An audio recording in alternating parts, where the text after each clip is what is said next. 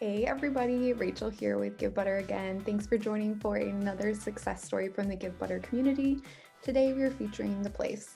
Their nonprofit raised over $35,000 for their night out event aimed to ignite in youth to exit homelessness and live a self-determined, fulfilled life. If you are looking for inspiration for your virtual event, this one is going to be just the fit for you. I have Andy and Cassie here with me who are going to share why they turned to Givebutter, as well as you know them, you love them, tips, tricks, and lessons learned so we can all give better. Andy, Cassie, thank you both so much for joining today and for sharing your story with the Butter fam. Thank you so much for having us. So to start, why don't you both go ahead and introduce yourself and your role with The Place? Andy, let's start with you. Sure. Andy Peterson, I'm the Director of Development at The Place. I have been at this organization for 3 years, been in resource development for about a quarter century. And I will say that this past year has really stretched even me. So, but it's a great organization to work for. And I'm Cassie Dyer. I'm one of the development officers at The Place. I've officially been with The Place for about 4 months, but was previously a partner in my old life with them. I come from the event planning world. Nice. Okay, so we're talking a lot about The Place. Andy, can you tell us a little bit more about The Place for those that aren't familiar? So The Place is a youth homeless shelter, but it's actually much more than that. We work with youth, with young people from age 15 through 24. We have an outreach team that goes out into the streets, the libraries, the creeks, wherever the youth may be hanging out, to be able to provide them services and whatever needs that they may have, but also to bring case management to them out on the streets as well. We have a 20-bed shelter for youths from age 15 through 20. It's a licensed child care, so the organization, so we basically can only have them up through age 20. But it's a 20-bed shelter and provide them all, meals, food, meals,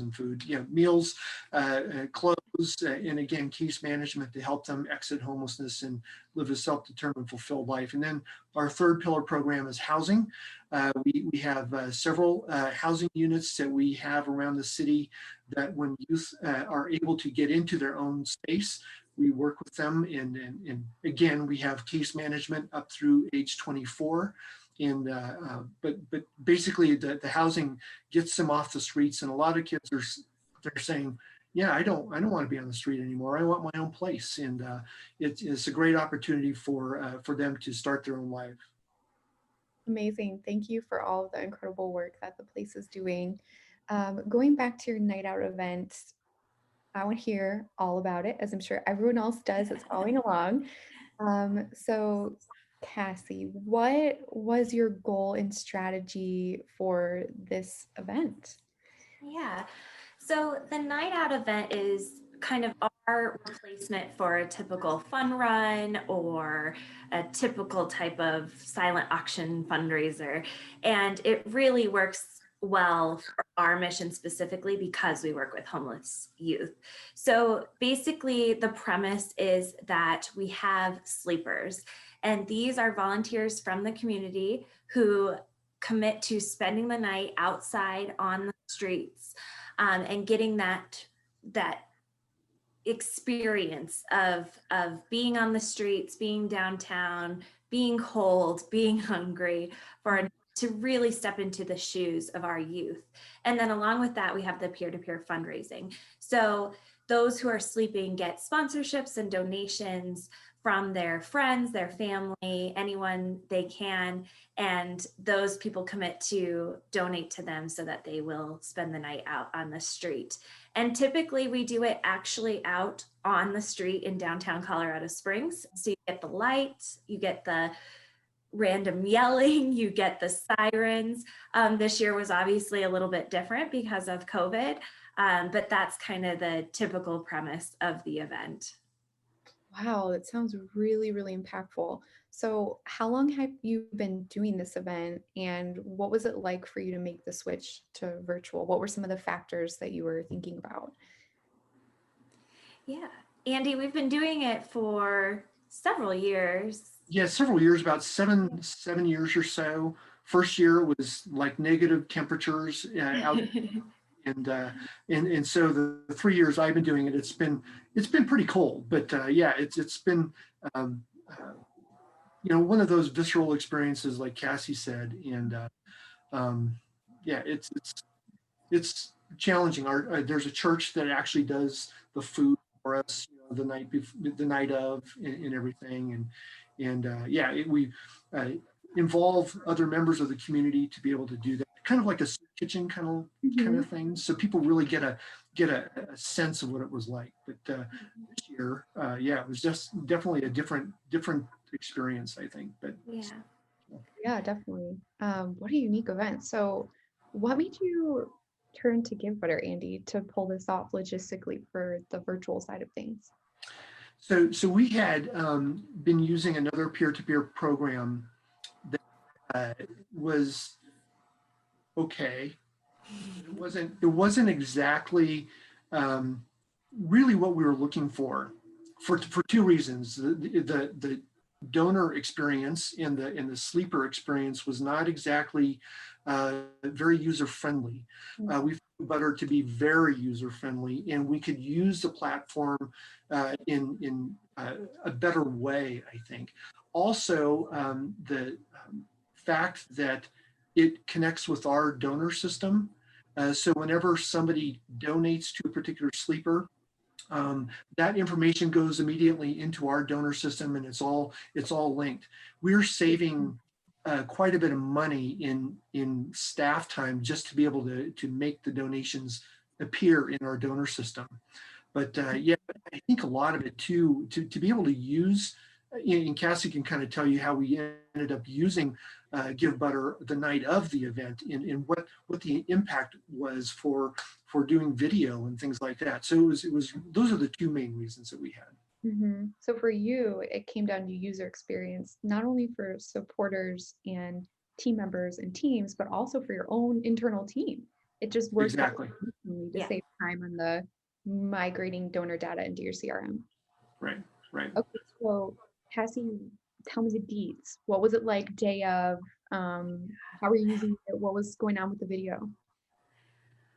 So we really planned on doing it in person still. And only about less than a week ahead, we got upgraded in a negative way for COVID. So we realized we had to go virtual. And luckily, our sleepers knew that that could be a possibility, and we were ready for that.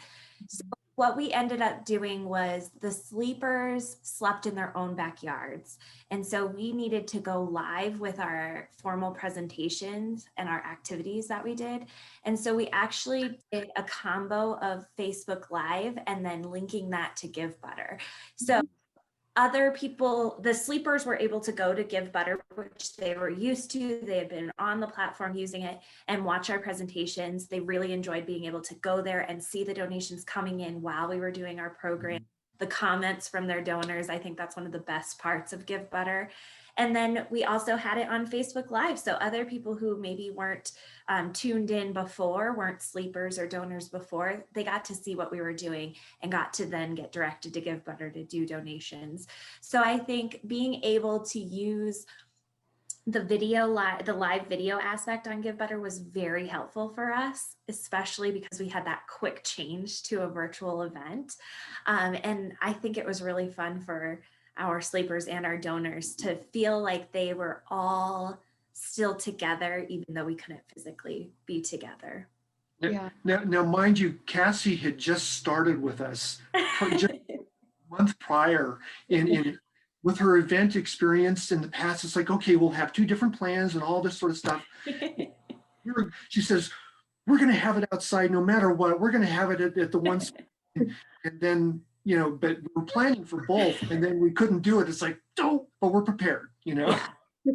What's great about Givebutter is it is so easy to use it both in person and virtual. So that was the least of our worries. It was the platform was the same. Everything was going to be the same there. And I didn't have to worry about that at all. Right. Yeah, I'm so happy to hear that. I think that's brilliant. Plan A, plan B. And nowadays in the pandemic, that really is how you have to fundraise. It's not really an option to have multiple options for your event anymore, right? So Right. I'm just sharing my screen here for everybody who's been thinking in the back of their minds the whole time, what does this campaign look like? Well, here you have it, folks. It's gorgeous. Definitely would recommend exploring these teams, team members, how they set up the pages. Like you mentioned, your supporter feed is full of lots of fun and heartfelt messages. So donors obviously were loving engaging with you there. And then in terms of your story, I love that you just kept it so simple, getting right down to the mission part of the matter, and then linking to a website where you can have more info for people who want to engage further. And obviously so beautifully branded, easy to navigate. So kudos to you and your team for the setup here. It looks gorgeous. As we're looking at this page, do you have any other tips, tricks, or lessons learned for other fundraisers who are following along right now that also are maybe setting up their own Givebutter campaign page? I think one of the key things, especially if this is your first time using Givebutter and your constituents aren't used to it yet, is to kind of give them more to look at the beginning. So when we set up the page, we set up our development team. And we had some donations. We had some early donors come in and donate and make their comments on the page, so that column started to fill and people could see like, oh, this is what it's going to look like when I donate. This is the pictures of the team and how I get to a specific person. So filling some of that in and having some people pre-set up before you really fully launch the page, I think is helpful. Just in that when people look at it, if it's more full like this, I think they realize how easy it's going to be to use. Mhm. Absolutely. I would also add to that too, we really made the gift donations tangible to what we do. Mhm. You click on the donate, we basically calculated for one night, for one 24-hour period, one youth could get all of our services for $100. And, and then we kind of broke down some other things as well to make it real. And I think that upped our average gift. I didn't check what our average gift for it was, but I think it brought it up a little bit higher as a result. Yeah, our average gift this year was $97.91. So definitely a great average and higher than we've had in the past. So I agree that having those specific line items and tangible items was helpful in increasing our average.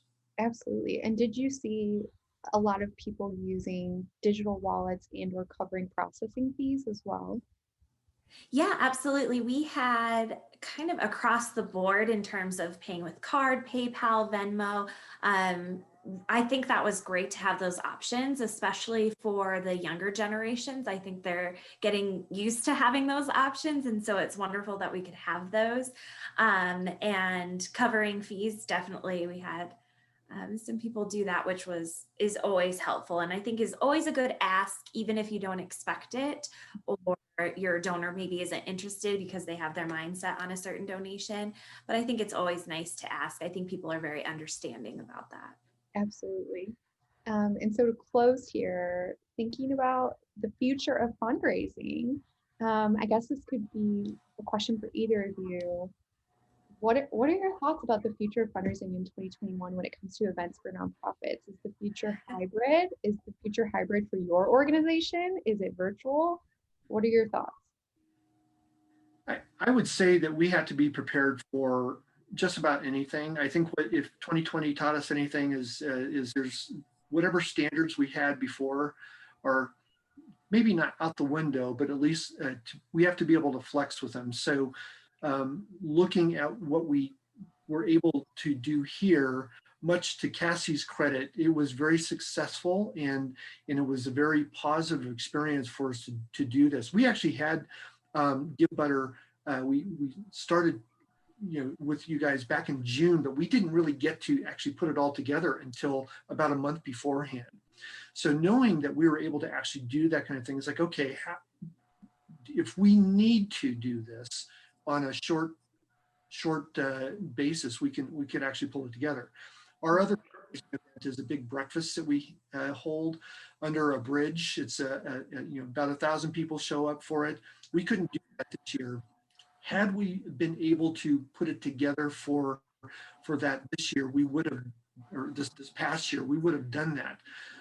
But as it is now, we are looking at our breakfast in July as being a possible, okay, I think we could actually have table captains through Givebutter as opposed to having table captains at the event, and maybe do something different. So it could be a bit of a hybrid and not necessarily strictly a virtual event.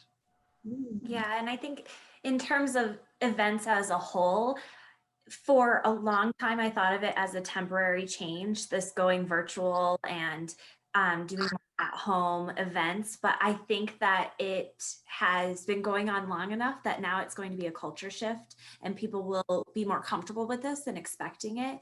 So I think events will never be the same and will certainly take a very long time, years and years, before people are fully ready to go back to 100% in person. So I think being able to be flexible and ready to use online platforms and do hybrid events is going to be key for success. And we're excited definitely to try it this year with the breakfast. And instead of having plan A and plan B, just having a combination of both and ready to flex in either direction.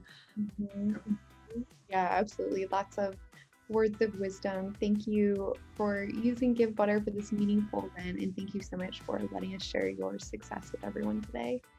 Thank you, Rachel. And for everybody else who's following along, please remember to like, share, and subscribe to Givebutter's YouTube channel. And if we didn't ask something that you want Andy and Cassie to answer, just comment below and we'll get back to you as many as we can. So thanks everybody for joining, and we look forward to seeing you next week for yet another inspiring success story. Bye everybody.